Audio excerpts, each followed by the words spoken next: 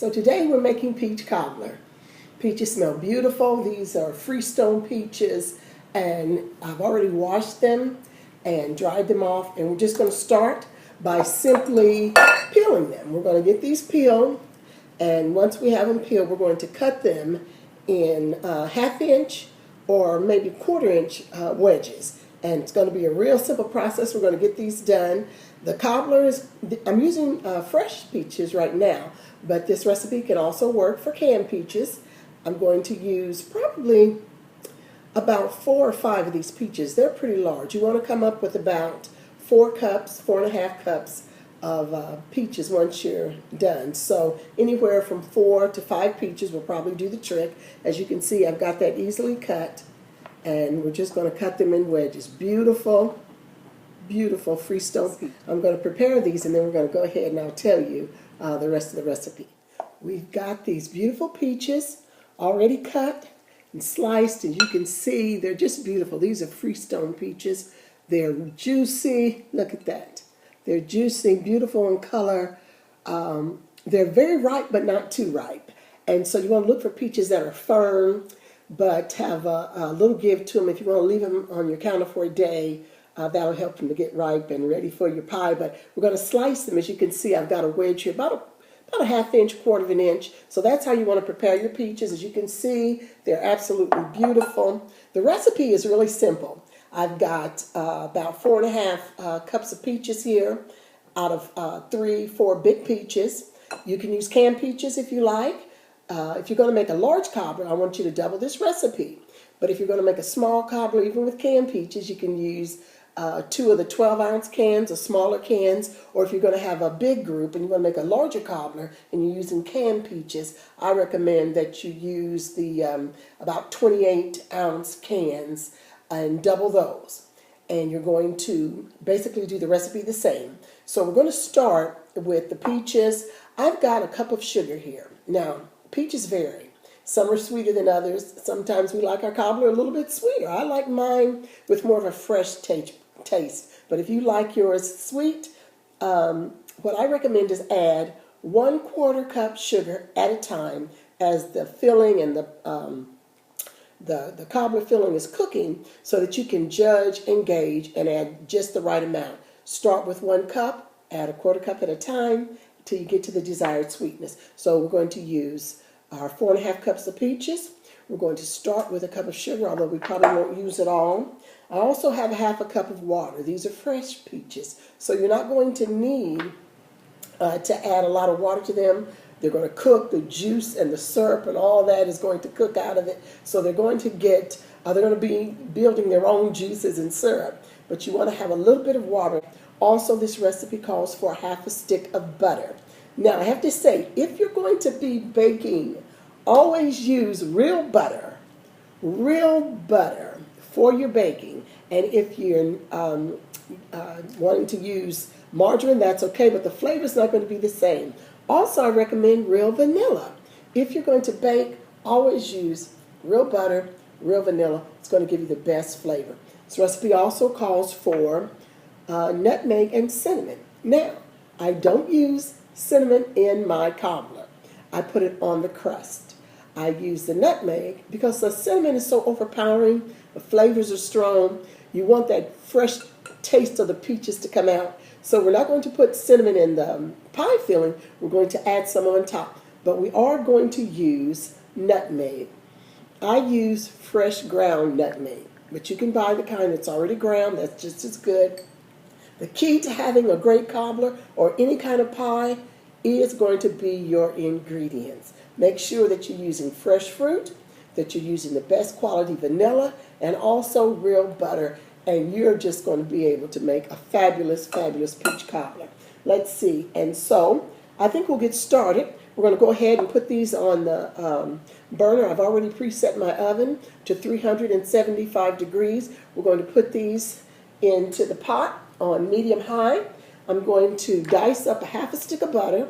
I'm going to put that in with the peaches. As soon as they begin to heat up a little bit, I'm going to begin adding my sugar. As soon as the sugar dissolves, then we're going to add the flour and the water mixture. And it's going to get so bubbly and delicious, and you begin to smell the aromas of all of these beautiful peaches coming together. So we're going to get that going for you.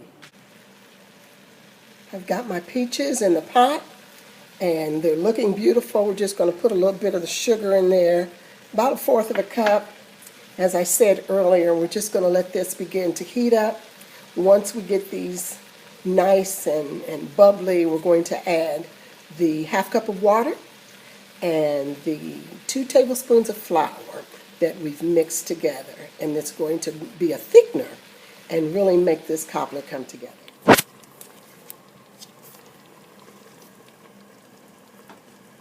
As you can see, the sugar and the peaches and that butter is all coming together, and it just looks so delicious now. But we're not done.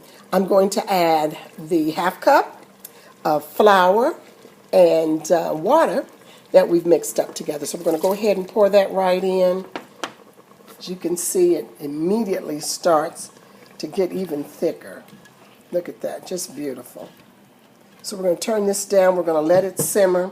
Then to this, we're going to add 1 teaspoon of vanilla and 1.5 teaspoons of fresh ground nutmeg, or just regular nutmeg. I love to use the fresh ground, but if you just have regular ground nutmeg, that's going to be perfect as well. We're going to add that in just a little bit. I didn't add all the sugar.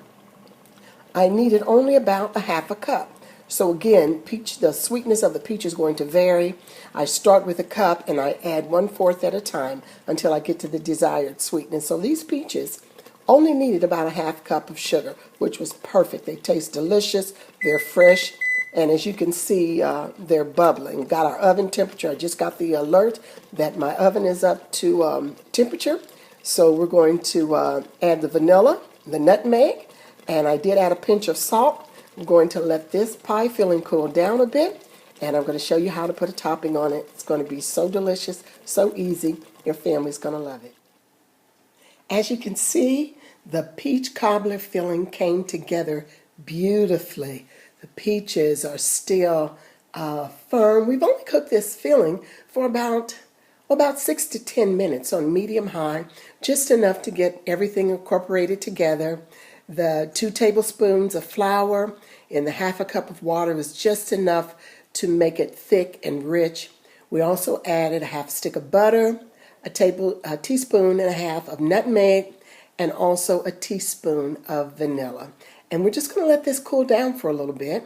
We want to have our filling a little bit on room temperature so that our pie crust doesn't sink down when we put it on top. So we're going to give this a chance to cool down a little bit, and then I'll come back, we'll roll out the crust, and I'll show you how we're going to put this beautiful cobbler together. Now for the pie crust, of course I like easy breezy, and I'm going to be using the already prepared pie crust for this cobbler. Small one, you're just going to need one, and it's just so easy to do, to put together, to assemble. I'm going to get this rolled out really quickly, and we're going to put it on top of this pie crust rolled out. It's already prepared, which makes this a whole lot easier. You can use whatever brand you like. There may be some brands that you prefer over others, but this is how we put it together. I've got my pie crust rolled out. Now, we're just going to assemble it right here over the pie, and I'm hoping that you can see this as we're sealing it. All we're going to do is just pinch, seal, and pinch. And you can see this coming together very nicely. You can make this however you want to do it. If you're a more seasoned baker, you want to put lattice on it or do a little bit more of a fancy design. If you want to make your own pie crust, that'll be for another video. But if you want to make your own pie crust, feel free to do that as well. But the main thing we want to do is just pinch and seal. And as you can see, it's coming together really nicely. Just pinching it. You can do your own thing however you want. You might want to use a fork or the back of a spoon, whatever little design you want to put on your pie crust. Once I get it put together and seal, you want to put a nice seal on it. I usually take my knife and do just maybe about 3 or 4 little cuts across the top. Then once I get that done, the way I prepare the crust, I put a little bit of butter.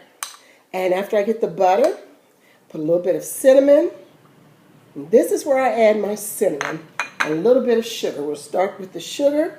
I'll put that on there, just liberally sprinkling it. It's going to give it a beautiful glaze. And it's just going to help that crust to taste so good. Got like a little mini cinnamon roll working here on the top. We'll put our cinnamon on top. Sprinkle that. Looks so beautiful. Now we're going to put this in the oven.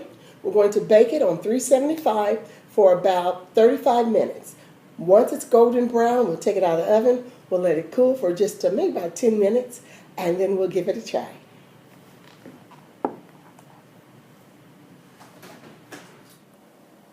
Just checking on my pie. It's bubbling and browning up very nicely. I think I'll give it maybe about 2 more minutes just to get the top of the crust a little bit browner, and then we'll let it cool. Should be delicious. Our cobbler turned out beautifully, and the toughest part, probably about the whole process, is waiting these next few minutes to give the pie a chance to cool and just to kind of get all the flavors set up together. But you can see it is absolutely beautiful. Looks so delicious. I can't wait to try it. So we'll give it a few minutes, maybe about 5 minutes, just to cool down a little bit, and then we'll dip some up and give it a try. Well, the cobbler is ready. It's been resting for about 10 minutes, and we're just going to dip it up, and we'll see what we've got going here.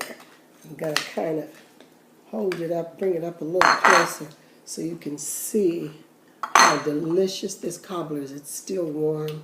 Oh my goodness. We're just dipping into this crust here. I'm going to see if I can angle this camera up a little bit. View of this delicious cobbler. You can see how juicy and how delicious it is. And we're just going to dip some up. We're going to give it a little taste. Oh my goodness. Everything, the smells, look at that. Look how beautiful that is. Those peaches came out really nicely. Let me get a little spoon here.